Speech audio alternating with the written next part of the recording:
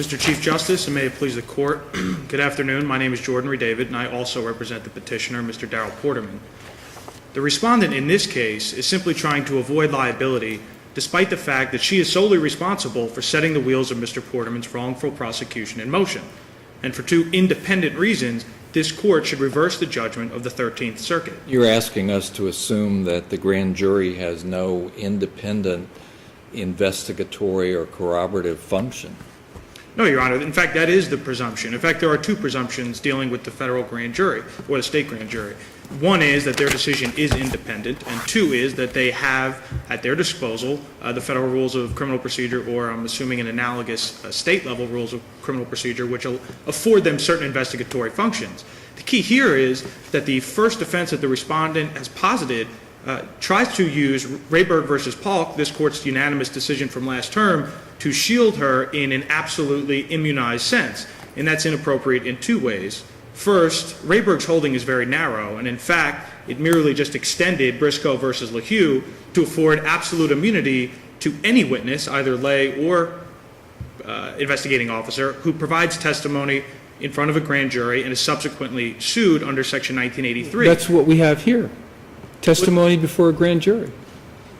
We do have testimony before a grand jury, Your Honor, but the important distinguishing fact is that the petitioner's claim is not based on that testimony, nor does it rely upon the testimony to support its claim. That's quite clear from the record on page 11 and 6, respectively. In fact, the focus of the petitioner's argument lies exclusively on the material omissions that were that were in the report summary that accompanied the probable cause statement. That's it. The petitioner does concede that Rayburg was recently decided and it is good law, but we do want to point the Court's attention to footnote. Isn't that just another way to get at the testimony? You're saying, oh, we're not attacking the testimony, we're just attacking the investigation that led up to the testimony. But isn't that really a distinction without a difference? Certainly, if that were the line of reasoning that the petitioner is putting before the Court, then I would have to concede. That's just simply trying to subvert the intention of Rayburg versus Polk. The key here is the focus on the four corners of the report summary, the document. The document, mind you. Why does the law protect the grand jury testimony? The officer's testimony before the grand jury is protected. What's the policy behind that? Well, first, when the preceding act to 1983 was enacted in 1871, Congress's intent was to provide protection to petitioners who might have their constitutional rights violated, but more importantly, to view the action through the lens of common law as it existed at that time.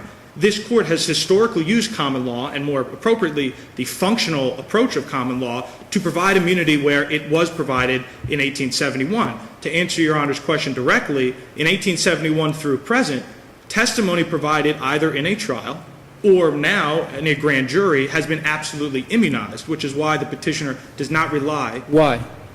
Well, there were a number of policy considerations. First, and most notably, is not to chill testimony or to have a situation where a witness might feel compelled to shade their testimony in fear of impending litigation. Well, wouldn't that same policy apply to an investigation like you're trying to apply it? If the officer knows they're going to be subject to liability, aren't they going to be doing all kinds of things that are going to affect their investigation to make sure that whatever happens, they're not going to get sued?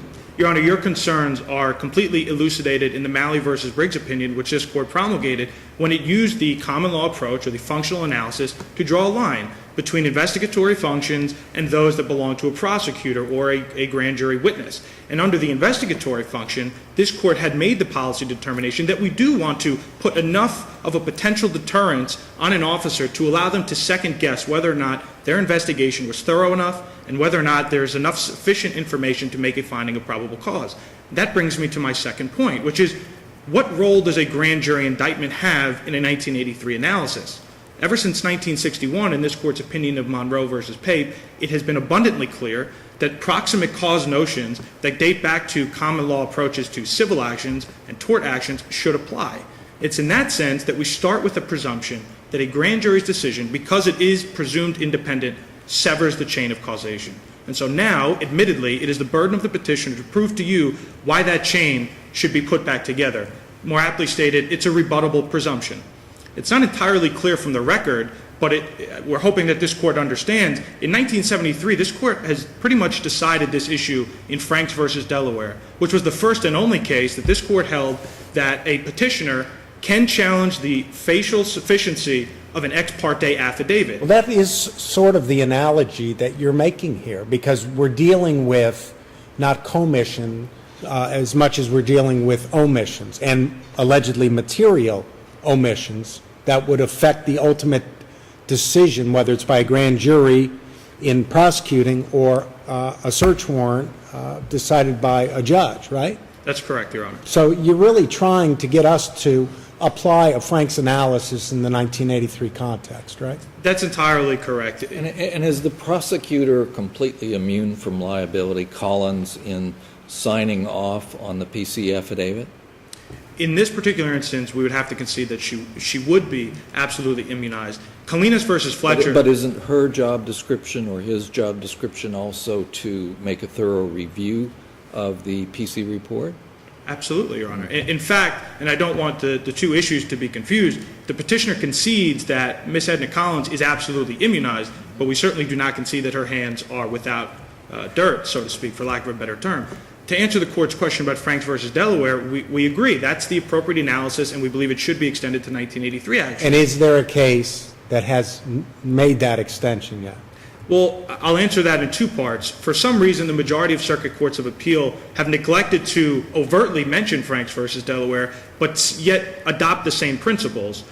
Before I go any further, I want to also concede that the petitioner does not rely exclusively on the reasoning of the district court, because to request this court to adopt a holding that would hold any investigating officer accountable under 1983 for omitting relevant information would be far too low of a threshold and certainly not sufficient to adequately protect the interests of the officer. But here, using the Franks standard, the first question is, has this Mr. Porterman, as petitioner, made a substantial preliminary showing that either there's an affirmative misrepresentation or a reckless disregard for the truth? Now, this court in Franks versus Delaware held the two standards as tantamount and equal. And so here, let's focus on the latter being a reckless disregard for the truth. The record here is replete with instances where Deputy Chase, as an investigator, conducted a very narrow, a very limited, I won't even use the word shoddy, just a very limited investigation that neglected to look at very important, potentially exculpatory leads. Now, this court had asked my co-counsel, is there, in my terms, is there any burden on an officer to conduct a perfect investigation because anything short of that would open him or her up to liability? And the answer to that is no. The expectation is not a perfect investigation. But there is an expectation under the law that you will not recklessly disregard the truth. And in this instance, the initial... I think Judge Emus's question really goes to the question of omission, material omissions. Is there a case which says that subjects the officer to liability? Yes, Your Honor. There are several. Most notably, out of the Fifth Circuit, is Shields versus Twiss, a case that's factually very analogous to the case at Barr. And in that case, an investigating officer was sued under Section 1983 liability after the former criminal defendant, now turned civil plaintiff, alleged, one, a shoddy investigation, and two, most notably, that there were material omissions from the report presented to the prosecutor.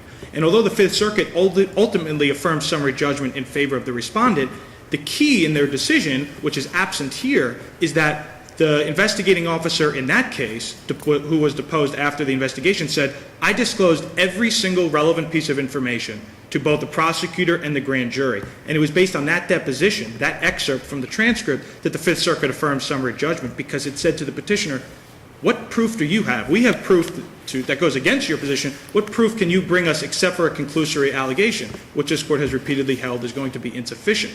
Now, comparing that case to the one at Barr, we don't have a deposition that says, I presented all relevant information. In fact, we know, looking at the record, that there were omissions. We know that, yes, Deputy Chase was deposed, and she said, had I been asked questions, I would have answered them thoroughly and accurately. But let's not focus on questions before the grand jury. I think the more appropriate focus is the several meetings that the respondent had with Edna Collins leading up to the grand jury. The record is quite clear that they met several times. Why were those omissions continuing to remain? I mean, that was the best. What were the omissions? What were the factual omissions? For starters, and perhaps most importantly, is that the complaining witness provided a different name, or at least a different spelling. How do we know that? The only way we know that is because of Officer Chase's report, right? The full report, Your Honor, not the report containing omissions, because that's the key factor. But Officer Chase's full report documents all of those concerns about the investigation, right? That's exactly right, yes. In fact, that's the source of our information. So wasn't that sufficient? I mean, are you saying that her omission was in the summary report that she gave to the grand jury? That's correct, Your Honor. Because, and I want to make sure that the court understands, because I think it might alleviate some concerns. The grand jury had before it two pieces of evidence. One was testimonial, which we're not going to address, and the second was the report summary, not the full report. Now, that report summary is the one that we're focusing on, which had all of the material omissions. Now, from a common sense notion, the question that I first asked myself is, the grand jury's decision is only as good as the information presented to it. So if they didn't have any of the materially relevant information, or at least, excuse me, let me state that, not all of the materially relevant information, then how can their decision be independent? In fact, it was Judge Posner out of the Seventh Circuit. That's a good point. I mean, that's a good point. But wasn't it the prosecutor's role to make sure that all the proper information got to the grand jury, not the officers? Absolutely, Your Honor. But I think... And Chase gave the prosecutor the full report, which documented the potential issues about the names of the witness and the use of the tool and what have you. Respectfully, Your Honor, the record's quite clear that Edna Collins, the prosecutor, did not have access or did not have her hands on the full report until after the indictment had been returned, almost around the same time. Whose problem is that? I mean, Well, no, but I think that's, I have to agree with the court with the concerns that at some point shouldn't the prosecutor be held liable.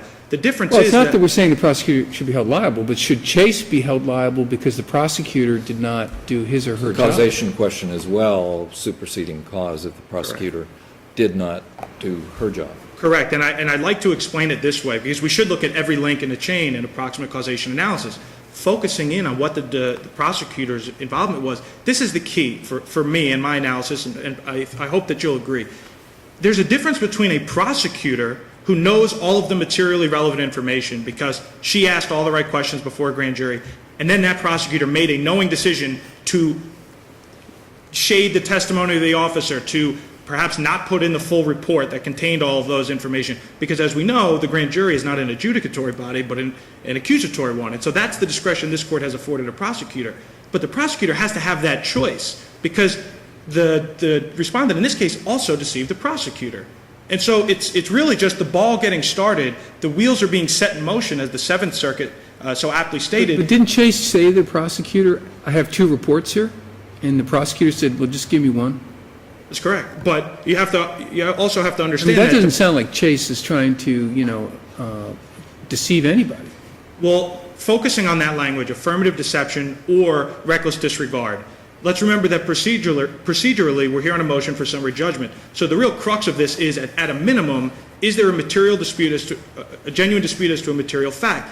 If a material fact is whether or not there's affirmative deception, that's better answered by a fact finder in a jury's role than this court for one reason, because there's an initial... Is there any material issue of fact if I tell you, look, I have two pieces of paper, do you want them both? And you say, no, just give me one. I mean, where are things being materially deceptive in that transaction? Well, the inference is bolstered by the deposition of the investigating officer afterwards, whose first statement in deposition was, I thought I had my guy. If he's innocent, let him figure it out later. I don't have time to investigate every lead.